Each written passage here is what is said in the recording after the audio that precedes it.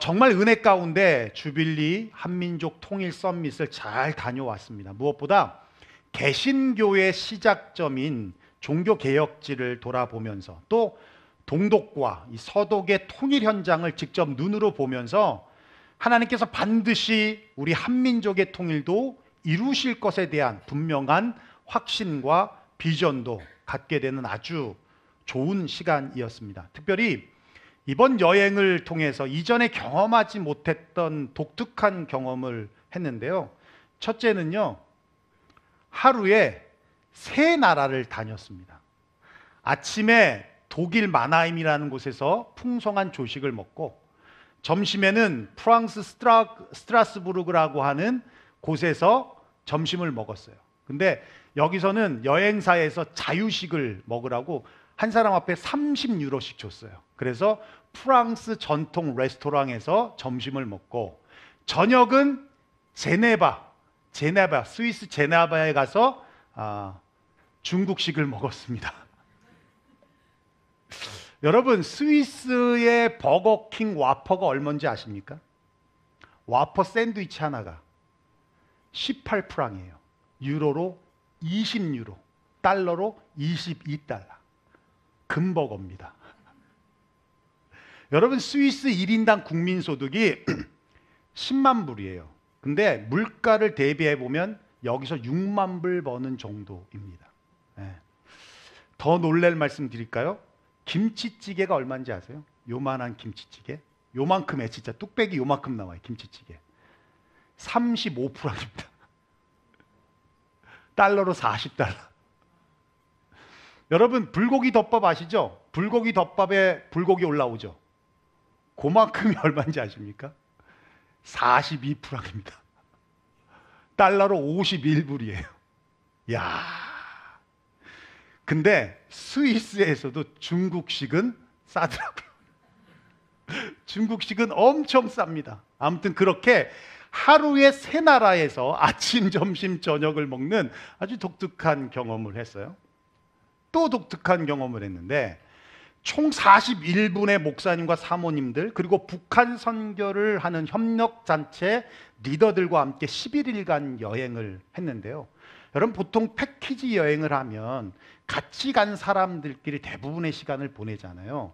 그리고 사진도 찍고 뭐 식사도 하고 자유시간 주어지면 이제 같이 끼리끼리 놀고. 그런데 단 한 명도 예외 없이 식사하면서 사진 찍으면서 짧게 주어진 자유시간에도 함께 교제하고 사역과 비전을 함께 공유하고, 41명 중에 제가 아는 분은 불과 4분 정도밖에 안 돼요. 그런데 헤어질 때는 진심으로 아쉬워서 눈물도 흘리고 다 허깅하고 다시 만나기를 약속하고. 여러분, 그 이유는 바로 41명을 하나로 묶어주는 공통점이 있는데, 그게 바로 하나님이었다는 거예요. 하나님이 주신 사명인 이 한민족 복음 통일에 대한 비전이 같기 때문이었습니다. 여러분, 정말 분위기 좋을 때는 어떤 말을 해도, 뭐 아재 개그를 해도, 썰렁한 말을 해도 웃어주고 받아주고, 정말 마음이 활짝 열리면 어떤 실수를 해도 품어주고 안아주고 받아주고 하잖아요. 그렇죠? 패키지 여행에서 시간을 지키는 것이 정말 중요한데, 우리 기억하실 거예요. 지난번 하와이 비전 출입 갈 때 빅 아일랜드 하루는 여행사를 껴서 했거든요. 그래서 가이드가 나와서 투어를 해줬는데 승질이 얼마나 더러운지, 좀 늦었다고 그렇게 면박을 주고 짜증을 내더라고요. 그죠? 예. 근데 이번 여행을 인솔하시는 가이드 분도 목사님이시고 주빌리 베를린 대표 되시는 분이에요. 예. 그러니까 늦게 왔다고 면박 주지도 않고, 물론 늦으신 분은 미안해하지만 거기 계신 모든 분들이 괜찮다, 뭐 오히려 미안해할까봐 달래주기도 하고, 그렇게 분위기가 그랬어요. 사명과 비전이 같으니까 말이 통하고, 뭐 좌파나 우파나 할 것 없이 복음 통일에 대한 비전이 분명하니까 그런 이념적 갈등도 없더라는 겁니다. 이게 주 안에서, 사명 안에서 하나됨의 모습이구나라는 것을 깨달았어요. 또 마지막으로 참 하지 말아야 될 경험인데요. 비행기를 경유해서 갔거든요. 스웨덴 스톡홀름에서 내려서 체코 프라하로 이제 들어가는 거예요. 이제 모이는 곳이 프라하였어요. 근데 여러분 뭐 기억하시겠지만 2주 전 주일날 5시 비행기로 출발해야 되는데 비가 4시부터 오더라고요. 내가 전화를 받지 말았어야 되는데 전화 한 통화가 걸려왔어요. 윤성이한테. 받지 말았어야 되는데. 이 인간이 목사님 비행기 안 떠요. 차 보냈으니까 차 타고 다시 오세요. 그러는 거예요. 나 비행기 타러 가는데 그랬더니 이 비행기 못 뜬다니까 그러고는 끊었거든요. 안 떴어요. 전화 받지 말아야 되는데 다음부터는 비행기 타기 전에 전화 안 받아. 근데 2시간이 딜레이가 됐어요. 그래도 이제 경유지에서 조금 여유 있게 한 3시간 30분 여유를 뒀거든요. 괜찮다 싶었는데 비행기가 기체가 무슨 결함이 있다고 또 1시간을 딜레이하는 거예요. 그래서 비행기를 출발해서 갔더니 도착을 했더니 10시 30분, 제 비행기 시간은 10시 50분. 그러니까 안 되지. 그리고는 입국 심사를 해야 되는 거예요. 입국 심사에서 들어가야 되는데 아니 저보고 자꾸 호텔 컨포메이션 넘버를 달라는 거예요. 내가 컨포메이션 한 게 없는데 여행사에 자꾸 달라는 거예요. 나 없다. 그래서 주소를 줬어요. 그랬더니 이 주소로 안 된다는 거예요. 컨포메이션 넘버가 있어야 된다는 거예요. 그래가지고 또 여행사랑 연락해가지고 또 그 담당하시는 목사님 연락해가지고 컨포메이션 달라고 하는데 자기도 없다고 그러고 막 그러다가 다시 얘기를 했어요. 했더니 그러면 니네 여행 스케줄이 있지 않냐? 여행 스케줄 한글로 돼 있다. 네가 아냐? 그랬더니 달라는 거예요. 그래서 그걸 다운받아서 다시 보여줬어. 그랬더니 구글로 번역을 하더라고 자기가. 근데 한국어로 지가 또 다운을 받아야 되잖아요. 그거 다운을 받고 번역을 하는데 번역이 제대로 되나? 근데 단어를 하나를 받나 봐요. 미팅이라는 단어를 받나 봐. 그래서 나보고 그러는 거예요. 너 미팅이 있냐? 그러는 거예요. 그래서 내가 말 안 할래다가 I'm a pastor라고 했죠. I'm a pastor. I'm 미션 출입하러 왔다. 그랬더니 그제서야 알겠다라고 통과를 시켜주더라고요. 그러고 갔더니 11시 10분이야. 비행기는 떠났어요. 아무도 없어. 거기에 직원도 없어. 오 마이 갓. 그리고는 그 공항을 돌아다니면서 헤매다가 직원이 게이트 앞에 다른 게이트 앞에서 있길래 물어봤더니 그 사람이 나를 찾았답니다. 다행히도. 그러면서 알려주는데 어디로 가라는 거예요. 그래서 알았다고 그러고 봤더니만 밖으로 나가는 거야. 나가면 다시 입국 심사를 해야 되잖아요. 너무 겁나는 거예요. 그래가지고 또 못 믿어가지고 또 여러 사람 만나서 만나는 사람마다 물어봤더니 다 그렇게 얘기를 해요. 그래서 결국은 나갔어. 나갔다가 들어와서 그 사람이 가라는 곳에 갔죠. 갔더니만 UAE에 전화를 해야 된다는 거예요. 전화를 했죠. 근데 내 전화로 안 되잖아요. 제 전화가 뭐 현지 통화가 안 될 거 아닙니까? 그래서 나 전화기 안 된다고 그랬더니 인포메이션 데스크 가서 전화기를 쓰라는 거예요. 가서 전화기를 써서 전화를 했어. 그래서 리부킹을 해줬어요. 그래서 당일날 예약이니까 솔드아웃이 다 된 거예요. 그나마도 하나가 남은 게 오스트리아로 가서 비엔나로 가서 거기서 비행기를 또 갈아타가지고 프라하로 들어가는 거예요. 그렇게 해서 들어간 게 24시간 만에 들어간 겁니다. 물어봤어요. 그러면 짐은 어떻게 하냐? 짐은 자기네가 메시지를 다 해놨으니까 오스트리안 항공에서 짐을 붙여가지고 프라하에서 찾으면 돼. 그리고는 알았다 그러고 나는 내 몸만 갔죠. 나는 프라하로 들어왔는데 짐이 안 왔어. 배기지 클라임에서 찾고 찾았는데 없는 거예요. 그래가지고 일단은 뭐 클레임을 해놓고 호텔로 갔어요. 라이드로 오신 분이 계셔서 호텔로 갔어. 그때 밤 11시예요. 먼저 온 팀들은 프라하 야경을 다 봤어.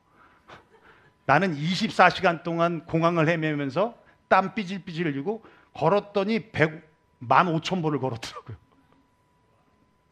그리고는 상황을 얘기를 했죠. 그랬더니 다음날 여행사 사장님이 한번 컨택해서 알아보자.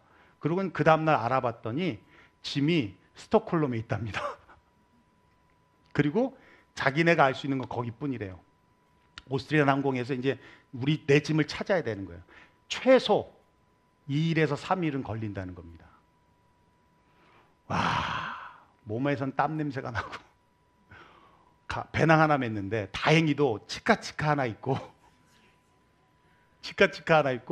약은 분리해서 가져가서 먹는 약은 있었어요. 다행히도. 그러니까 몸에선 냄새가 날 거 아닙니까? 그러니까 사람 옆에 갈 수도 없고 그러는 중에 뭐 패키지 여행이니까 제가 혼자 단독으로 뭘 할 수도 없는 상황이고 일단은 자유여행이 잠깐 주어져서 자유시간이 주어서 일단 마트 가서 면도기를 하나 사고, 그리고 호텔을 갔더니 밤에 호텔을 갔더니 근처에 프라자가 하나 있더라고요. 저녁도 안 먹고 가서 속옷을 샀어요. 위에 속옷을 샀어. 그리고는 밤에 티셔츠를 빠는 거예요. 손빨래로 티셔츠를 빠는데 빨면 빨수록, 그리고 드라이기로 말리잖아요. 밤에 드라이기로 말리고 널었다가 했더니 티셔츠가 계속 늘어나. 원피스가 되는 줄 알았어요. 원피스가 계속 늘어나. 그리고 체코에서 이 속옷을 샀는데 체코도 런닝을 입나 봐요. 런닝이 있더라고요. 우리 세대는 런닝 입잖아요. 런닝이 있더라고요. 그래서 봤더니 우리는 한국 거는 뒤는 높고 아래는 이렇게 좀 패이고 그랬잖아요. 거긴 아래 뒤가 똑같아. 둘 다 패였어.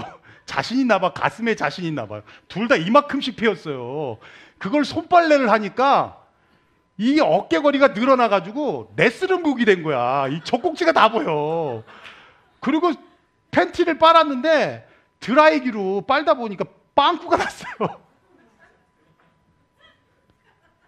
그렇게 매일 밤마다 제가 혼자 호텔을 쓰면, 방을 쓰면 괜찮을 텐데 옆에 이제 목사님, 70 먹은 목사님이 한 분 계셨고 같이 둘이 쓰는 거야. 그러니까 그분도 힘들었겠지. 맨날 드라이기로 1시간 동안 말리고 있으니까. 근데 감사하게도 금요일 날 밤에 왔어요. DHL로 베를린으로 왔어. 베를린으로. 금요일 날 지났으면 월요일 날 받을 뻔했어요. 월요일 날이면 스위스야. 스위스를 받을 뻔했어. 스위스에서. 그러니까 그나마 금요일 날 받으니까 모든 게 다 용서가 되더라고요. 근데 참 감사하게도, 그럼에도 불구하고 감사하게도 짐 때문에 굉장히 존재감이 생겼어요. 만나는 목사님들, 사모님이 아, 목사님 짐 왔어요? 아, 목사님 어떡해요? 봤더니요, 몰랐거든요. 가봤더니 한국에서 오신 분들은 다 큰 목회를 하시는 분들이에요. 10,000명이 넘는 목회를 하신 분들이 4분이 계세요. 거기다가 보통 여러분 맑은생 광천교회라고 지금 마카스가 지금 집회하는 거기 담임 목사님도 오시고, 예, 그리고 시애틀 형제교회 권준 목사님도 오시고, 뭐 시카고의 유원아 목사님도 오시고, 뭐 다 그렇게 목회 크게 하는 분들이에요. 그게 비하면 저야 뭐 보잘것 없은데 제가 제일 존재감이 컸어요. 제일 제 이름을 잘 아시고 뿐만 아니라 관심도 제일 많이 받고, 예. 또 그리고 한 7일, 한 5일을 그렇게 사니까 또 사는 방법이 있더라고. 예. 그래서 다음부터는 짐 많이 안 갖고 다니게, 필요하면 빨고 다니려고. 또 다 살더라고요. 예. 그러면서 깨달은 것이 있습니다. 수고하고 무거운 짐진 자들아 다 내게로 오라. 내가 너희를 쉬게 하리라. 나는 마음이 온유하고 겸손하니 내게 와서 배우라. 그리하면 너희 마음을 쉼을 얻으리니 내 멍에는 쉽고 내 짐은 가벼웁니다. 주님이 주신 짐이 뭡니까? 사명의 짐이잖아요. 그 사명의 짐이 바로 나의 존재감이더라는 거예요. 그 사명의 짐이 바로 내가 이 땅에 태어난 이유이고, 내가 사는 이유고, 내가 살아가야 할 이유고, 우리가 하나가 될 수 있는 이유가 사명에 있더라는 거예요. 오늘 본문도 바로 그 말씀을 해주고 있습니다. 바울은 계속 자신의 사도성을 변호하고 있어요. 바울이 개척해서 세운 갈라디아 교회에 거짓 교사들이나 거짓 선지자들, 또 율법주의자들이 들어와서 바울은 사도가 아니야, 바울은 목사가 아니야, 그러니 바울이 전한 복음은 다 가짜야 하면서 복음을 변질시키고 있어요.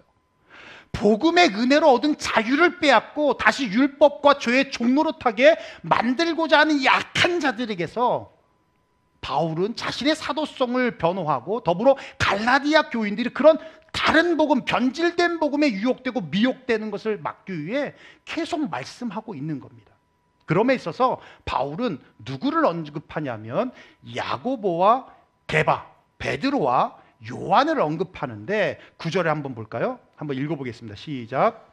또 기둥같이 여기는 야고보와 게바와 요한도 내게 주신 은혜를 알므로 나와 바나바에게 친교의 악수를 하였으니 우리는 이방인에게로 그들은 할례자에게로 가게 하려 함이라. 네, 이 세 사람은 당시 어떤 사람들이었냐면 6절의 말씀이에요. 유력한 자들이다 그래요. 즉 사도이면서 교회에 영향력을 끼치는 사람들입니다. 그런 사람들이 바울과 뭐 했다는 거예요?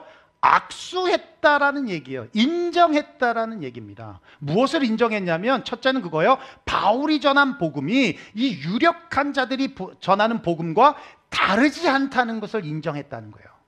2절 볼까요? 한번 읽어보겠습니다. 시작.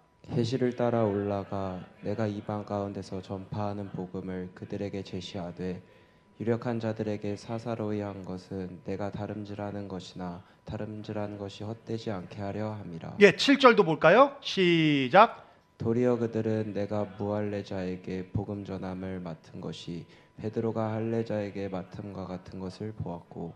예, 유력한 자들에게 사사로이 따로 만났다는 얘기예요. 사사로이 복음을 전했다는 얘기입니다. 예, 그랬더니 다르지 않다는 거예요. 그죠? 거기서는 더하거나 덜하지 않았다는 얘기예요. 1장 11절 12절 우리가 봤던 말씀인데 한번 읽어볼까요? 시작. 형제들아 내가 너희에게 알게 하노니 내가 전한 복음은 사람의 뜻을 따라된 것이 아니니라. 이는 내가 사람들에게서 받은 것도 아니요 배운 것도 아니요 오직 예수 그리스도의 계시로 말미암은 것이라. 예, 그렇게 전한 복음, 그 사사로이 전한 그 유력자들에게 전한 복음이 그들에게 배운 게 아니라는 거예요. 누구에게 배웠다? 예수 그리스도의 계시로 배웠다. 그들도 예수님을 통해서 배웠는데 나도 예수님의 계시로 배웠다. 그래서 만나서 그 복음을 제시했더니 다르지 않더라. 다르지 않더라. 둘째는 뭘 인정했냐면요, 하나님의 부르심을 인정했다라는 얘기입니다. 8절 볼까요? 시작. 베드로에게 역사하사 그를 할례자의 사도로 삼으신 이가 또한 내게 역사하사 나를 이방인의 사도로 삼으셨느니라. 네, 베드로는 베드로대로, 바울은 바울대로 각각 부르심이 있다는 것을 인정했다라는 얘기예요. 셋째는 뭘 인정했냐면 서로 받은 하나님의 은혜를 인정했다는 겁니다. 9절 한번 볼까요? 시작. 또 기둥같이 여기는 야고보와 게바와 요한도 내게 주신 은혜를 알므로. 예, 은혜를 받기 전에, 바울이 되기 전에 사울을 알고 있었거든요. 그리고 은혜를 받은 후에 바울을 알고 있었어요. 그죠? 하나님의 은혜를, 하나님을 만나서 은혜를 받은 바울을 알고 있었다는 겁니다. 받은 은혜가 다르지 않다라는 거예요. 유력한 자들이라고 하는 야고보나 베드로나 요한이나 바울이나 바나바나 다 십자가의 구속으로 죄사함 받고 하나님의 자녀가 된 그 사실은 동일하다는 겁니다. 그걸 인정했다는 거예요. 이렇게 복음, 부르심, 은혜, 공통점이 뭐예요? 한 분 하나님이다. 같은 하나님을 믿고 있다는 것을 인정했다는 거예요. 다르지 않다라는 얘기입니다. 저는 북한 선교에 대한 비전이 신학교 1학년 때부터 가졌던 비전입니다. 그때부터 북한이 통일이 되면, 남북이 통일이 되면 제일 먼저 들어가서 교회를 개척하겠다라고, 그때부터 입에 침이 마르도록 얘기하고 비전을 얘기했던 사람이었어요. 그만큼 제가 북한 선교에 대한 관심을 갖고 또 북한 선교를 위해서 기도를 계속 하던 중에 2018년에 주빌리 통일 구국기도회라는 것을 알게 됐고, 뉴저지의 발족을 저를 비롯한 5명의 목사님이 시작을 했습니다. 한국에는 27개의 지부가 있고요. 사랑의 교회에서는 매일 목요일마다 주빌리 구국기도회를 하고요. 그리고 다른 전국에 퍼져 있는 다른 26개의 도시에서 한 달에 한 번씩 기도회를 갖고, 또 미국에는 시카고, 또 시애틀, 워싱턴, 뉴저지, 또 LA 몇 개의 주에서 우리처럼 한 달에 한 번씩 주빌리 구국기도회 모임을 하고 있습니다. 그리고 해외 디아스포라 한인들을 중심으로 20개의 지부가 있어요. 그렇게 이제 많이 성장이 됐는데, 주빌리 서밋은요 2년에 한 번씩 있습니다. 그래서 5년 전에 시카고에서 한번 열렸고, 그땐 제가 갔어요.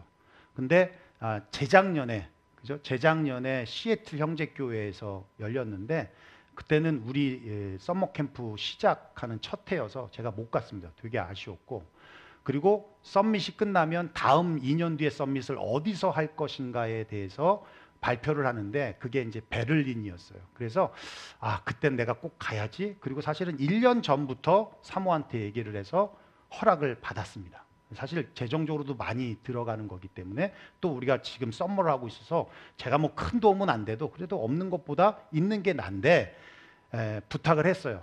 내가 정말 가고 싶다. 그랬더니 사모님이 큰 마음 먹고 보내준 겁니다. 그래서 이제 갔다 오게 됐는데 썸밋을 가면요. 하나님이 북한 땅을 향해서 어떻게 일하는가를 보여주세요. 우리가 볼 수 있는 건 우리 바운더리 안에서만 볼 수 있잖아요. 근데 전 세계에 북한 선교라는 모든 분들이 와요. 와서 하나님이 자기 사역 속에 어떻게 역사했는지 서로 간증을 하는 거죠. 그러면 하나님이 전 세계의 북한을 향하여서 어떻게 움직이는 것이 보이거든요. 그럼 너무너무 은혜가 되고 너무너무 큰 도전이 되는데 이번에는 두 목사님을 통해서 참 은혜를 많이 받았어요. 첫 번째 목사님은 몽골에 계신 목사님입니다. 보면 한국인이에요. 생긴 건. 한국말을 얼마나 잘하는지. 와, 저만큼 한국말을 해요. 사모님도 저만큼 한국말 하는데 몽골은 복음이 들어간 지 한 30년이 됐답니다. 근데 LA 영락교회에서 파송한 한국 선교사님이 저기서 복음을 전하다가 이 뭉크 목사님을 만나서 전도지를 준 거예요. 그리고 전도지를 받아갔는데 그거 보고 은혜를 받아서 그래서 그 선교사님 찾아가서 신앙생활을 시작한 거예요. 그 한국 선교사님한테 복음을 듣고 또 한국말을 배운 거예요. 그래서 잘 하시는 거예요. 그리고 그 선교사님이 북한 선교에 대한 꿈이 있어서 북한에 들어가셔서 선교를 하시다가 북한에서 심장마비로 돌아가셨어요. 마지막 유언이 뭔지 아십니까? 몽골에 자기를 묻어달라는 유언이었어요. 그래서 뭉크 목사님이 가서 그분의 유해를 가지고 몽골에다가 시신을 매장했다고 하더라고요. 그리고 그 선교사님의 책을 그분이 쓰셨어요. 그러니까 놀랍죠. 근데 우리랑 민족도 다른 분인데 여러분 북한 사람들이 몽골 사람들하고 우리하고 남한 사람들하고 누가 더 가깝냐고 물어보면 누가 더 가까울 것 같아요? 몽골 사람들이 더 가깝다는 거예요. 왜냐하면 우리를 남한 사람은 쇠뇌를 시켜버려가지고 남한 사람은 괴뢰군이야, 괴뢰군. 우리 옛날 어릴 때 방공교육 받잖아요. 그러면 포스터에 북한 사람 얼굴은 괴수로 그려놓잖아요. 똑같은 거예요. 쇠뇌가 돼 있어서 남한 사람들은 나쁜 놈들이에요. 그래서 몽골 사람들이 훨씬 더 자기들은 형제국이라고 생각해요. 그리고 북한 노동자들이 몽골에 많이 가 있잖아요. 직접 찾아가서 그들한테 밥도 주고 또 한국말을 워낙 잘하니까 그들이 행정적으로 어려운 거 있으면 도와주고 또 교회에 와서 또 뭐 잔치도 베풀어주고 막 그러니까 그러면서 북한 선교를 위해서 열심히 기도하고 선교하고 있더라는 거예요. 다른 민족임에도 불구하고. 또 한 분이 계십니다. 특별히 우리 뭉크 목사님은 12월에 뉴욕에 오신다고 그러더라고요. 그래서 우리 교회 와서 집회를 부탁했어요. 근데 12월 오실 거예요. 12월 오셔서 토요일 주일 이틀 동안 우리 교회에서 집회해 주실 겁니다. 여러분 기도 많이 해 주십시오. 정말 큰 은혜. 이분이 또 주강사였어요. 이번에 썸밋에. 정말 큰 은혜가 되었습니다. 또 한 분이 계시는데 임바울 목사님이에요. 어떤 분이냐면 여러분 예전에 제가 한번 설교도 했었는데 노크 귀순이라고 아세요? 철책을 혼자 뛰어넘고 비무장지대를 뛰어넘고 초소에 가서 똑똑똑 누르고는 저 귀순했습니다 했던 노크 귀순. 노크 귀순으로 인해서 제가 근무했던 근무지였거든요. 이분이 넘어옴으로 인해서 사단장 잘리고 연대장 잘리고 대대장 잘리고 중대장 다 잘렸어요. 그리고 국방부에서 대국민 사과를 했어요. 아니 비무장지대를 철책선 3개를 넘고 오는데 아무도 못 본 거야. 그리고는 경계병한테 노크해가지고 저예요. 그리고 이게 말이 되는 소리입니까? 근데 그분이 이분이에요. 이분이 목사님이 됐어요. 그래서 물어봤어요. 목사님 뭐 복음 듣고 그래서 이제 그것 때문에 넘어왔냐? 아니래요. 군 생활하던 중에 상사하고 싸워가지고 홧김에 뛰쳐나왔는데 온 게 여기래요. 그리고 넘어왔대요. 근데 은혜 받고 변화돼서 목사님 된 거예요.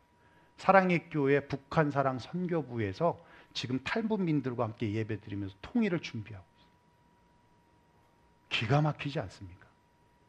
이렇게 넘어온 것도 대단한 건데 와서 복음 듣고 변화됐다는 게 1월 달에 와요. 뉴욕에 옵니다. 우리 교회에서 집회를 한번 하고 싶은데 25명이에요. 25명. 그래서 공연도 하고 그런데 그래서 뉴욕 교회에서 공연하고 금요일 날 하루 비는데 근데 너무 적으면 자기네가 그렇다고. 옛날에 어떤 교회를 갔더니 자기네는 25명인데 앉아있는 분이 20명이었다고. 그래가지고 하고 싶은데 여러분 정말 하나님의 역사가 놀랍습니다. 이렇게 하나님께서 북한을 열어가는 것을 보면서 반드시 통일은 된다라는 확신이 들어요. 통일이 되면 한국 교회는 다시 부흥기를 맞이하게 될 겁니다. 하나님께서 7천만의 한민족을 사용하셔서 한류가 전 세계에 휩쓸고 있듯이, 여러분 베를린이요 2년 전만 해도 베를린에 한인이 7천 명이 산대요. 프랑크푸르트에 많이 살고요. 프랑크푸르트에 한 15,000명 살고요. 베를린이 수도임에도 불구하고 7천 명 정도 사는데 2년 전만 해도 레스토랑이 한인 레스토랑, 그러니까 한국 식당이 한 20개, 25개였대요. 근데 지금 몇 개인지 아십니까? 200개래, 200개. 한인이 늘지는 않았는데 레스토랑이 그렇게 늘었대요. 그만큼 한류가 어마어마한 겁니다. 그와 같이 하나님께서 7천만의 한민족을 사용하셔서 이 말세의 때에 전 세계의 부흥을 일으키고 복음의 땅끝까지 이르러 복음을 전하는 선교 한국으로 사용하게 될 줄로 믿습니다. 그렇습니다. 우리는 한 하나님을 믿습니다. 한 하나님 안에서의 한 신앙 고백을 합니다. 한 성령으로 인침을 받았고 그 성령님이 우리 안에 내주하고 계십니다. 한 부르심을 받았으며 한 소망을 품고 살아갑니다. 하나님 나라에 대한 소망입니다. 예수님을 머리로 하고 우리는 한 몸입니다. 성부와 성자와 성령의 이름으로 같은 세례를 받았습니다. 에베소 4장 3절에 말씀하고 있어요. 평안에 매는 줄로 성령이 하나 되게 하심을 힘써 지키라. 성령님이 벌써 우리를 하나 되게 하셨어요. 우리가 할 일은 하나됨을 힘써 지켜내는 것입니다. 그럼에 있어서 우리가 서로를 인정하고 존중하는 것이 정말 중요한 거예요. 주님 안에서 받은 은혜를 인정하고 하나님의 부르심의 소명을 인정하고 다르지 아니한 복음을 인정하고 9절에 이렇게 말씀하고 있어요. 또 기둥같이 여기는 야고보와 게바와 요한도 내게 주신 은혜를 알았다. 뭐같이 여겼다고요? 기둥같이 여겼다. 야고보도 게바도 베드로도 요한도 그리고 바나바도 바울도 초대교회의 기둥 같은 존재들이었다는 거예요. 여러분 잘 아시죠? 야고보는요 기도의 기둥이었습니다. 여러분 낙타 무릎이라는 거 아시죠? 기도 많이 하는 분들의 무릎을 낙타 무릎이라고 하잖아요. 누굴 빗대어 한 말이었냐면 처음에 야고보를 빗대어 한 말이에요. 그래서 여러분 야고보서, 우리가 야고보서 강해를 우리가 지난번 같이 나누기도 했지만 야고보서를 보면 기도하는 내용에 대한 내용들이 참 많이 나옵니다. 베드로는요 잘 아시지만 믿음의 기둥이고요. 요한은 사랑의 사도로 부름하듯이 사랑의 기둥이었습니다. 그리고 바울은 진리와 전도의 기둥이었고요. 바나바는 이름의 뜻대로, 위로자라는 이름의 뜻대로 평화, 화평의 기둥이었습니다. 교회는 이런 기둥들이 있어야 하는 거예요. 여러분 기도가 없으면 시험이 많이 옵니다. 어려움이 많이 와요. 그래서 부모님이 기도 많이 하시는 분들의 자녀들은 그렇게 어렵지 않게 가더라고요. 정말 기도가 중요한 겁니다. 믿음이 없으면요 인본주의적으로 나아가게 됩니다. 사랑이 없으면 불법이 성하고요 이기적이게 됩니다. 진리와 전도가 없으면 기쁨이 사라지고요 화평이 없으면 갈등과 분열이 일어나는 것입니다. 초대교회는 이렇게 한 하나님으로부터의 출산됨을 통해서 그걸 인정함을 통해서 하나가 되어 각자의 기둥의 역할을 했던 것이고, 그렇게 될 때 가난한 자들을 구제하는 교회가 해야 할 이 본질적이고 실천적인 일을 할 수 있었다라는 거예요. 우리 올해 말씀 한번 읽어볼까요? 시작. 한 사람이면 패하겠거니와 두 사람이면 능히 당하나니 삼겹줄은 쉽게 끊어지지 아니하느니라. 여러분 믿습니까? 올해표 한번 외쳐봅시다. better. 다시 better. 네, 그렇습니다. 사랑하는 유영교회 성도 여러분, 주 안에서 우리가 서로 존중하고 또 인정하며 각자 받은 은혜와 은사대로 기둥같이 섬김으로 주 안에서 하나됨으로 better together 하시기를 주의 이름으로 축원합니다. 기도하겠습니다. 예, 오늘 말씀 들은 대로 우리 함께 기도했으면 좋겠습니다.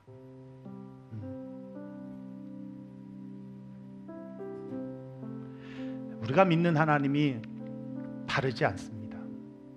우리 안에 내주하시는 성령님 또한 다르지 않습니다. 우리가 혈육의 피를 함께 나누진 못했어도 예수님의 보혈의 피를 함께 나눈 영적인 공동체라는 것에서는 이견이 없습니다. 그것만으로도 우리는 충분히 하나 될 수 있습니다. 그것만으로도 우리는 투게더 할 수 있습니다. 생짜 처음 봤던 35분도 함께 보내면서 정말 끈끈하게 하나됨을 확인했는데 매주 만나서 함께 식사하는 우리들이 하나 되지 못한다면 그것은 하나님이 기뻐하실 일이 절대 될 수 없다는 것입니다. 우리가 서로 조금 더 인정하고 서로도 조금 더 존중하고 하나님의 부르심과 또 각각 받은 하나님의 은사와 은혜를 우리가 인정하면서 각자의 맡은 자리에서 기둥과 같이 서 있게 된다면 우리 유영교회는 더 튼튼하고 견고한 하나님의 나라를 더욱더 빛내게 될 교회로 서게 될 것입니다. 참 오늘 찬양하면서 너무 감사했어요. 우리 성재 형제님이 찬양 리더이지만 찬양 리더와 저와의 영적 흐름이 같구나라는 생각에 정말 감사했습니다.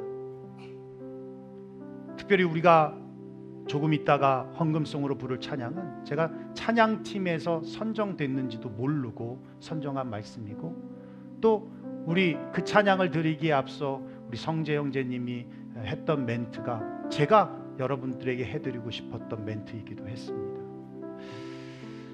그렇습니다. 우리가 외침이 되지 않았으면 좋겠고 우리 안에 울림이 되었으면 좋겠고 또 흩어지는 마음이 아닌 더 그 외침대로 그 울림대로 우리가 better together 할 수 있기를 원합니다. 오늘 말씀 들은 대로 우리 함께 기도하며 나아가겠습니다. 기도하겠습니다. 고마우신 우리 아버지 하나님 감사와 영광을 주님 앞에 올려드립니다.